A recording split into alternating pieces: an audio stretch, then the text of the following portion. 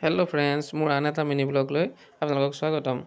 আজি মোৰ এয়া ভাগিনৰ অন্নপ্ৰসন্ন আছিলে আৰু তাতে আমি আহি উপস্থিত হৈছোঁহি। এইখিনিহে সমাজত ধুনীয়াকৈ নীতি নিয়ম চলি আছে। এইফালে দেখিছেনে ইমান সুন্দৰকৈ মহাপ্ৰসাদ, আৰু এইফালে ভাত বনাই আছে। সকলোখিনি ইতিমধ্যে হৈয়ে গৈছে আৰু এতিয়া এয়া আমি আহি সমাজত বহিলোঁ। সমাজত বহি এয়া দেখিছেনে কি ধুনীয়াকৈ এইখিনি সব সজাই পৰাই লোৱা হৈছে। এয়া কিতাপ বহি সোণ ৰূপৰ পৰা আৰম্ভ কৰি পইচা পাতি সকলোখিনি, ইয়াত মিঠাইৰ পৰা আৰম্ভ কৰি সকলোখিনি সজাই দিয়া হয়। আৰু এইখিনি লোকবিশ্বাস মতে কি কয় যে মানে কেঁচুৱাই যিখিনি ধৰিব সেইটোৱে মানে ভৱিষ্যতে হ'বগৈ বুলি কোৱা হয়। আৰু এয়া দেখিছেনে কিতাপ চুইছে, পইচা চুইছে, ধানো চুলে, চাউলো চুলে। আৰু এয়া মই এতিয়া এয়া মুখত অন্ন দিছোঁ আৰু এয়া মিঠাই দিছোঁ, মৌ ঘিউ পঞ্চমৃত এইখিনি সকলো দি দিয়া হৈছে। আৰু এতিয়া সকলোৱে এনেকৈ দিব